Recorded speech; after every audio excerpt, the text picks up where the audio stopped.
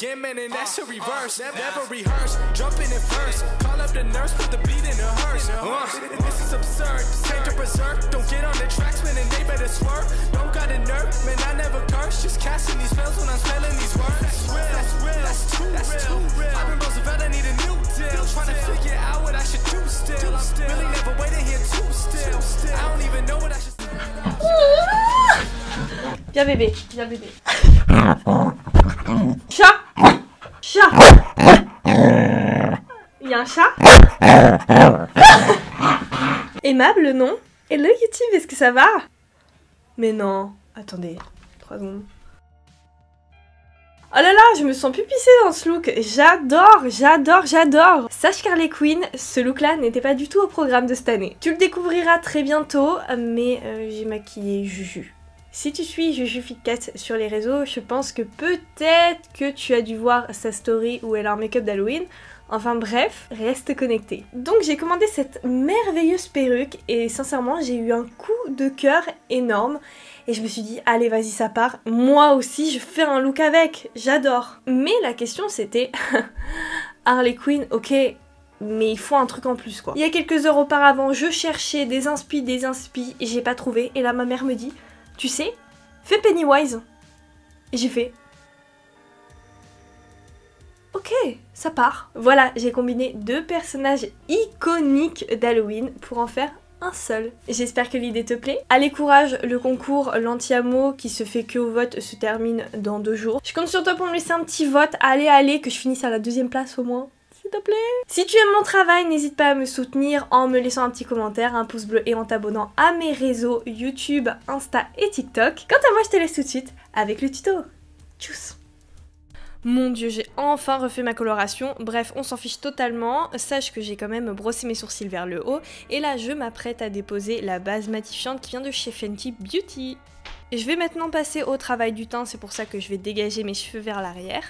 Le personnage d'Harley Quinn a le teint assez pâle, voire blanchâtre, c'est pour ça que j'ai décidé de pâlir mon visage avec un fond de teint, donc pour ça il faut qu'il soit très couvrant et j'ai choisi le Can't Stop Won't Stop de chez NYX. Attention, il est très matifiant et très asséchant, mais bon, moi ma peau l'accepte totalement. Mais après c'est un parti pris, tu peux totalement prendre le fond de teint que tu utilises habituellement. De toute façon, qui dit fond de teint, dit fixer le teint avec de la poudre. Et oui, pas besoin d'anti-cerne pour ce look, tu vas le comprendre plus tard. Il est l'heure de réchauffer, enfin surtout de donner un petit peu plus de définition à mon visage qui n'en possède plus aucune.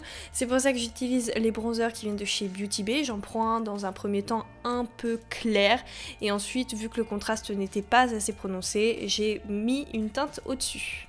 Avec toute la meilleure volonté, j'ai voulu passer au blush, sauf que non, j'étais totalement à côté de la plaque.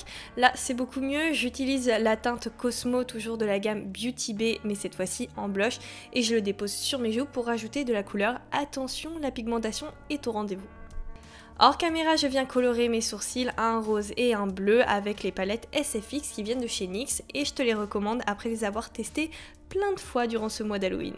Pour plus de pigmentation, j'utilise des bases P. Louise, mais là, vu que vraiment je veux accentuer le côté rose et le côté bleu, j'utilise déjà les bases P. Louise pré-teintées. Je me munis de la palette Be Perfect Carnival 3 collection Tahiti et je prends la teinte bleu électrique de celle-ci. Franchement, je t'avoue, je te confesse que j'ai acheté vraiment cette palette pour cette teinte à la limite parce que vraiment c'est un bleu qui m'a sauté aux yeux. Donc je le dépose comme d'habitude dans le creux de l'œil, je l'étire et ensuite je dépose une couleur de transition qui va être un bleu clair mais pas trop. Au passage, c'est un des bleus électriques qui se travaille le mieux de ma collection, je suis vraiment choquée. Alors là, je vous partage un petit peu mon coup de cœur de cette série Halloween. Ma petite découverte, c'est The Painter's Palette par Simple Beauty, disponible sur le site Beauty Bay. Et en fait, elle a vraiment des couleurs uniques, même si c'est des couleurs entre guillemets classiques, mais les tonalités changent vachement.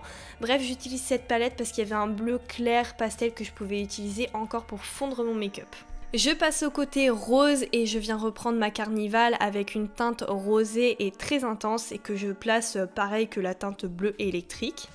Pour dégrader cette teinte, j'ai repris la palette Simple Beauty avec un rose très pâle et je dégrade, je floute encore et encore. En soi, les make-up sont exactement les mêmes des deux côtés. Je viens contraster mon make-up et l'assombrir avec la teinte noire de la palette Simple Beauty. Pourquoi? Parce que je voulais le tester, comme ça on peut se permettre de juger comme ça la qualité de la palette. Et sachez que le noir est très intense, même quand tu le travailles en superposition. Il se dégrade très bien et franchement c'était un plaisir de foncer comme ça mon make-up. Bon là on est totalement sur du mat et c'est pour ça qu'on va changer avec des fards irisés et c'est vrai que mes coups de cœur de cette année sont allés vers la Morphe, la 24A et je vais prendre les teintes qui sont au milieu, donc ce sont des top coats mais moi je les considère un peu comme un highlighter. Je prends la teinte qui tire vers le bleu pour l'œil bleu et bien sûr la même chose de l'autre côté sauf avec la teinte violette. Et là, avec du recul, je me dis, mais cette année, c'est moi où j'ai pas du tout sorti la palette Alexis Stone Révolution, la petite. Parce que la grande, ouais, je l'ai sortie à mort, mais celle-là, non. Bref, je vous laisse admirer la beauté des paillettes et sachez que j'ai quand même mis des crayons dans ma muqueuse pour faire le raccord. Je reprends mes palettes SFX qui viennent de chez NYX. Alors là, c'est vraiment comme tu veux, tu peux le faire au fard gras ou au fard à l'eau. C'est vrai que pour les détails, normalement, c'est un peu mieux le fard à l'eau, mais vu que je vais dégrader à fond après, c'était stratégique. Dans tous les cas, je dépose les bonnes couleurs aux bons endroits tout en suivant le motif de Pennywise. Et bien sûr, vu que c'est du fard gras, on poudre, on poudre. Je reprends les mêmes couleurs des mêmes palettes que j'ai utilisées précédemment. Je commence donc avec la Carnival et le bleu électrique et je dégrade à fond à fond. Et en fait, le fait d'avoir poudré le fard gras, ça fait que je peux avoir des petits dégradés assez sympas. Tandis que le fard à l'eau, j'avais peur qu'il se déplace en fait. Voilà, donc je dégrade avec du bleu, avec du rose et j'hésite pas à vraiment bien travailler et pousser le dégradé. Pour avoir une belle harmonie, j'ai décidé d'avoir un rouge à lèvres noir et c'est pour ça que j'ai décidé de déjà travailler les extrémités de ma bouche pour que ça se fonde bien avec les motifs que j'ai dessinés. Je prends le fard noir NYX et franchement pour le coup pas forcément besoin de le poudrer. Cette fois-ci je prends du fard à l'eau pour dessiner les petits détails comme le petit cœur et le tatouage du côté rose. Attention quand tu te regardes dans le miroir, c'est à l'envers, donc moi ce que je fais c'est que je mets mon téléphone juste à côté de moi et en fait je recopie tout en m'aidant du miroir. Sauf que là j'ai voulu y aller au freestyle donc j'ai écrit on, donc j'ai effacé et j'ai recommencé tout en suivant le motif. Je rajoute des faux cils, un trait de liner et des lentilles et attends 3 secondes, j'ai été un peu trop vite, on recommence. Il faut savoir que je n'avais pas de collier donc comment faire? Et bien tout simplement j'ai pris mes fards à l'eau et j'ai commencé à faire un côté rose, un côté bleu et ensuite pour uniformiser tout ça un petit peu de crachotis. Et pour travailler les volumes, quoi de mieux que la Alchemist palette pour mettre en relief les petits os comme ça. On rajoute l'highlighter rose du côté rose et le bleu du côté bleu. Et regardez-moi comment il est magnifique. Oh là là, je suis amoureuse du bleu. La perruque vient de chez Weekend Wings et les lentilles de Fashion Lentilles. Alors les gars, ça dit quoi? Tu kiffes ou pas?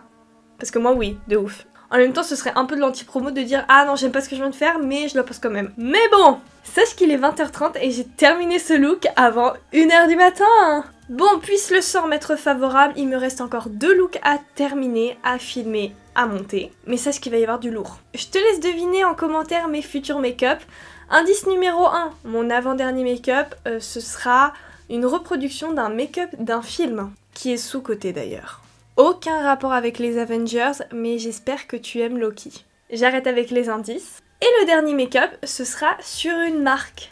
Le 31 au soir, étant donné qu'on pourra pas faire de fiesta loca, eh bien on va... Enfin, moi pour ma part, je vais rester chez moi, devant Netflix, et je vais... Indice terminé. Allez, j'arrête là avec les indices, j'attends de voir tes petites suggestions, tes petites investigations dans les commentaires, et moi je te fais plein de gros bisous. Bye bye.